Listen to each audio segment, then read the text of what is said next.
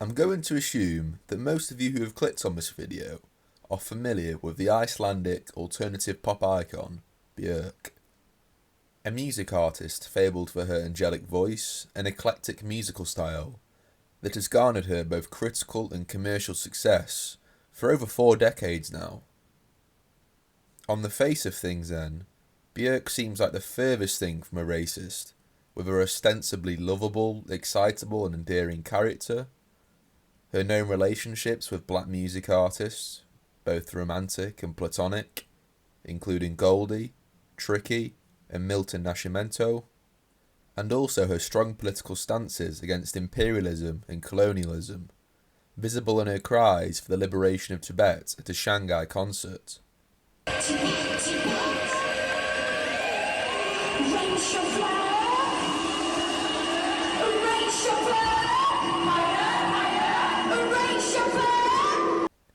Alongside vocally supporting the independence of Kosovo, Catalonia, and Greenland, amongst many other nations.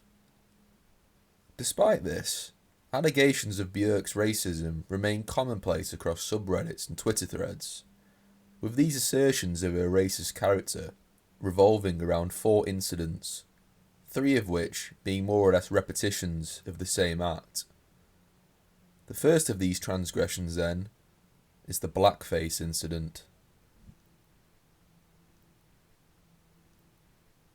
So before we delve into Björk's alleged blackfacing, I think it's important to briefly clarify what blackface is for those that are unaware and unsure. Blackface is the practice of performers using burnt cork, shoe polish, or theatric makeup to portray a caricature of darker skinned people on stage or in entertainment.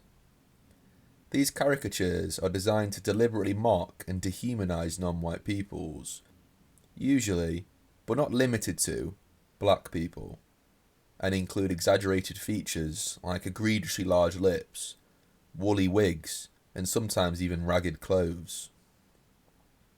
Blackfacing was most prevalent across the 19th to mid-20th century, but has unequivocally still been a part of Western culture to an increasingly much smaller degree each passing year since this period. Here's a picture of current Canadian Prime Minister Justin Trudeau in brownface from 2001, for instance, who is a so-called vanguard of liberal values and social equality. Anyways, going back to Björk, through my research there seems to be a few different yet overlapping reasons for why Björk chose to paint her face in this particular way at one of her concerts. And although Björk has apparently given interviews on the subject, any record of these comments seem to have since vanished, and all we have left is hearsay from fans online who have purported to have read or listened to these interviews at the time they came out.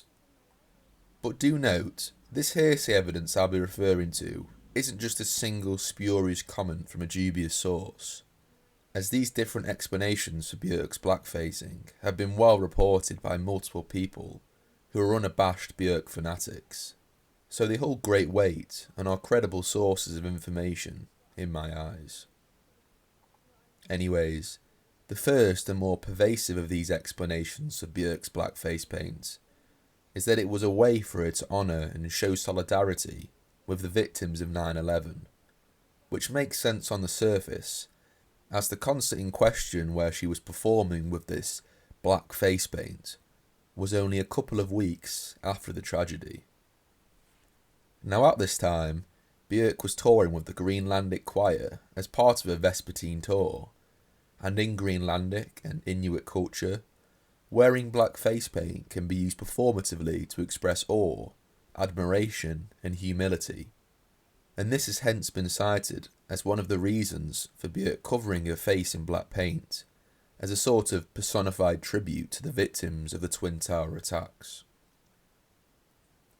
If this is to be the reason then, the blackening of her face is in no way connected to race or ethnicity, and is simply a traditional form of emotional and spiritual expression that dates back thousands of years before these communities even knew of the existence of darker skinned people. Relating to this, some people have also postulated that the blackening of her face was meant to symbolise the ash that would have covered the faces of the victims of the tragedy, or something to a similar effect. Nevertheless, though, there are a lot of holes in both of these 9/11 tribute theories, as nearly all of the people who claim these as the reasons for Björk blackening her face also suggest that Björk was performing with her face looking like this at a New York City concert, just days after the tragic events of 9/11. This isn't true though, as although Björk did indeed perform at New York City in September of 2001, she actually performed several days before the catastrophic events on the 6th of September. In these fans' defence though, they may have just been mistaken about the city in which Björk was performing at during the alleged blackface, as New York may have just been a convenient fallacy to legitimise these fans' recollection that Björk blackened her face in tribute to the 9/11 victims, as she still could have paid tribute to the victims of 9/11 just at a later show on or after the 11th of September, not in New York. So, Björk was actually performing in Stuttgart on September the 11th, and Lausanne on the 13th and 15th, which would make sense time-wise then for her paying homage to 9/11 through painting her face in such a way. However, Björk did not blacken her face at these shows either in Stuttgart and Lausanne, and it wasn't until the 26th of September at a much later concert in Brussels, which as well as the Stuttgart and Lausanne shows, was also preceded by a Frankfurt show on the 15th, a Roubaix show on the 21st, and the London show on the 23rd.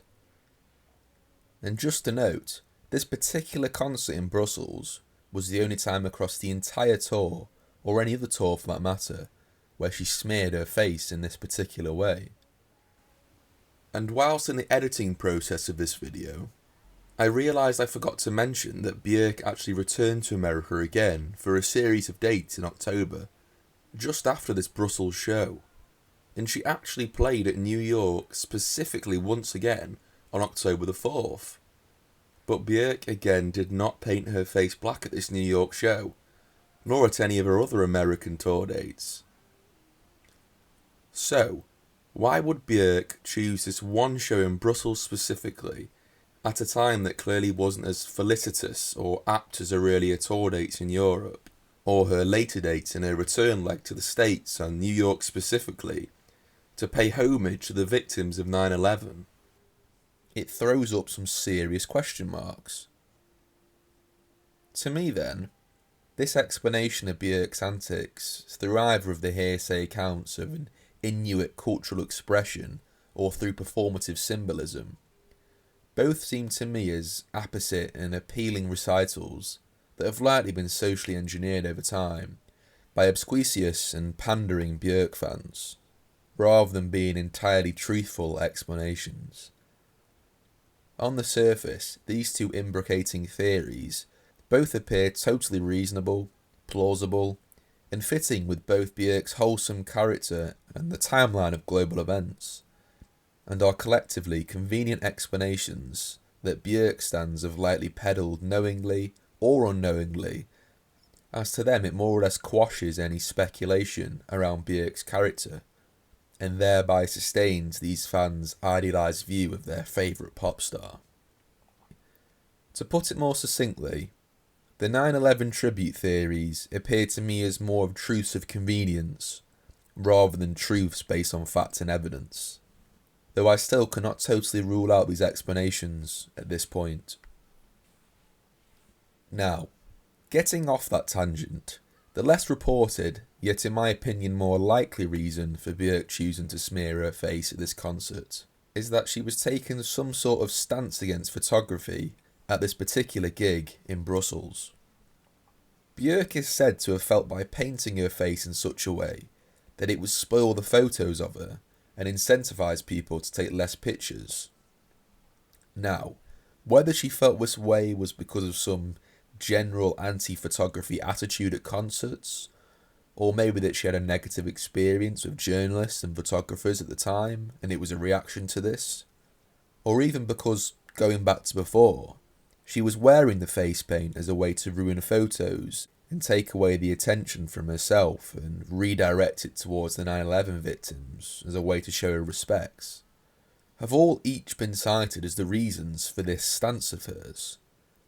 Either way, the few that have put forward this loose notion that Björk painted her face as some sort of protest against people taking pictures of her do tend to at least vaguely reference interviews and web pages they came across at the time to support their claims, much unlike the Inuit and ash metaphor claims from before.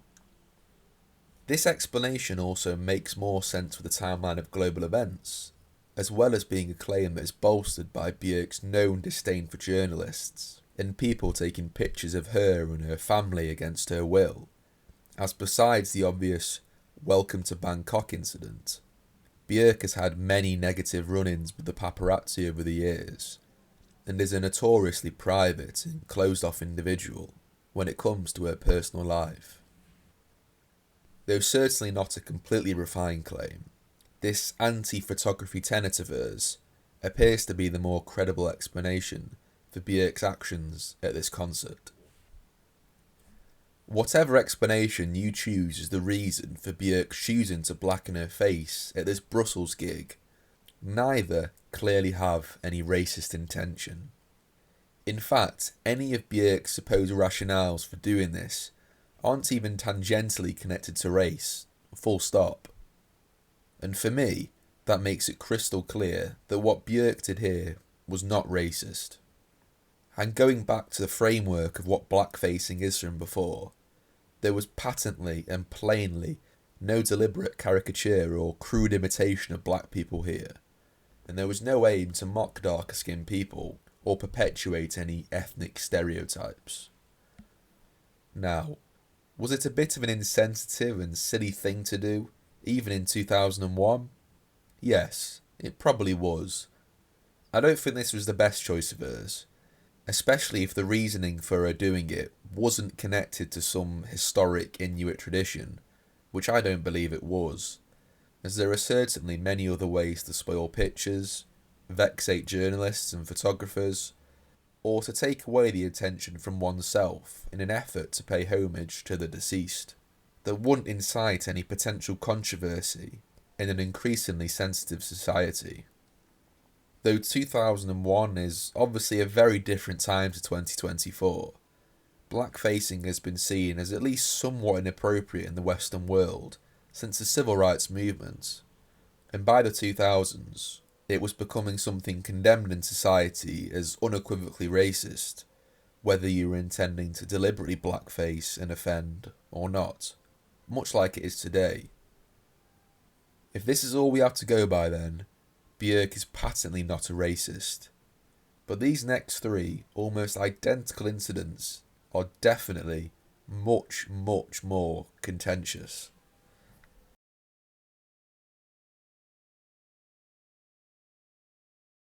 So, putting it bluntly, Björk has on 3 separate occasions used the N-word. Yes, that N-word.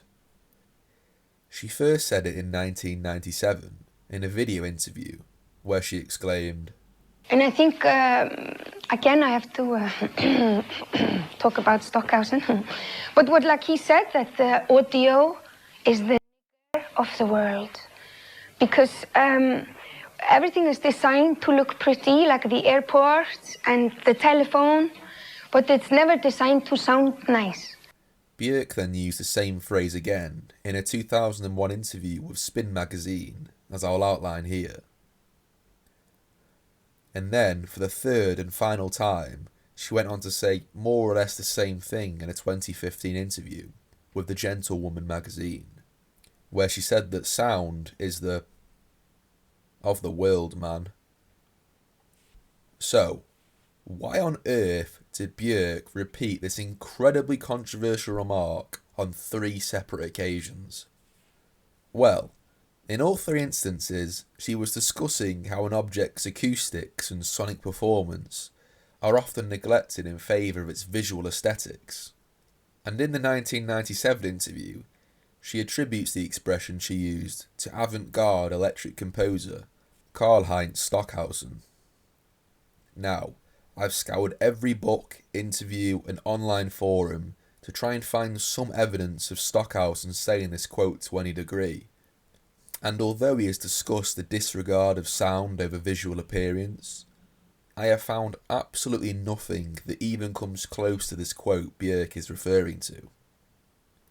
Now, I'm not going to completely discount the idea that Stockhausen ever said this, as I obviously cannot access every piece of Stockhausen related material ever published.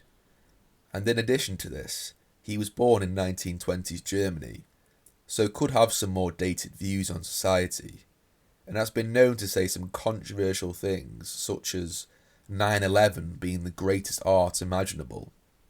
Yes, that really is a quote. But with all things considered, it still seems unlikely he said anything to this effect. Björk is also known to have met Stockhausen personally, and there are pictures of such, so there is a small chance he may have said something along these lines to her then, which would in fact be timely, as Björk met Stockhausen in September 1996, and the video interview where she was supposedly quoting him was around a year after this in November 1997. Like many others online though, I feel Björk was actually referencing and interpolating the infamous John Lennon song, "Woman is the of the world," and it was instead just the sentiment of Stockhausen that Björk was citing. So what did John Lennon mean by this song title? Well, he has said multiple times that the N-word in this context meant anything or anyone that is oppressed, rather than being any disparaging remark towards the black community. And by the way, I'm not excusing John's language here, I'm just conveying what John was trying to insinuate through the usage of this slur. So, in this context, the N-word could also be applied to Armenians in Ottoman Turkey, or Muslim Bosniaks in post-Tito Yugoslav Serbia, or in the case of Bjork, to the oppression of sound.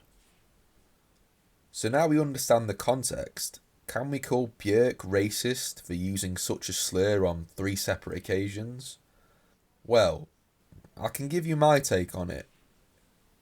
Is there any racist or discriminatory undertones to what Björk is implying through this expression here? No. Her words are not being used in a hateful, intolerant or sneering way, as she is just playing on a very dated phrase to stress the neglect of sound in favour of an object's aesthetic value. And also, as we all obviously know, the N-word is a slur used against black people, so by using the N-word in this context, so as to symbolise the oppression of a particular thing or person, she is actually acknowledging that black people have been racially subjugated to some degree, though in a clearly very convoluted and very problematic way. But going back to my original question, is she racist for using this slur through this expression? Not in my eyes. As going back to the blackface incident, it's all about intent and connotations for me to judge whether a statement or action is racist or not. And clearly, there is zero aim to be racist here. But does this make what she said right and appropriate? Definitely not. This is a very, very poor choice of words to use to accentuate a point about sound of all things. And there are an infinite number of other, much better ways to express her opinion without using any racial slur to illustrate her point, whether or not she was quoting it. The N-word was an inappropriate word for white people to use in any capacity, even back in 1974, when Lennon released the Woman song, and he received major backlash at the time for it even then. So, by 1997, Björk should have known without any question that it was a totally inappropriate and unsuitable thing to say, whatever the context. And by 2015, in her interview with the Gentlewoman magazine, using the word under any circumstance is just something that couldn't and still can't be done, especially when the person saying it has as much of a profile and a known liberal audience like Björk does, as it was always going to offend a number of people, regardless of her intent. So, a poor choice of words that were incredibly inappropriate? Yes. But racist? Definitely not. Ultimately, Björk, in my opinion, cannot be labelled as a racist. Though she has made some very poor decisions, in particular regarding her language, there was clearly no objective to antagonise, mock, or discriminate against the black community on the basis of their skin colour. To call these acts anything more than ignorant or insensitive would in my eyes be totally incorrect. Now that is not to say she should do better though, and she should address her flippant use of the N-word at some point to her fans. But again, she can in no way be smeared and defamed as a racist. Now, I know this video is likely to incite quite a strong reaction, whether that be positive or negative. But either way, I would love to hear your thoughts on Björk and on my own personal views on the matter. I feel topics like this are great starting points for some frank discussion about more sensitive subjects, like racism, blackfacing, stereotyping, and so on and so forth. So, again, please feel free to leave your thoughts in the comment section below. Like the video if you enjoyed, share us with your friends, family, and whoever else. And always remember to subscribe to the Sing Swan Song.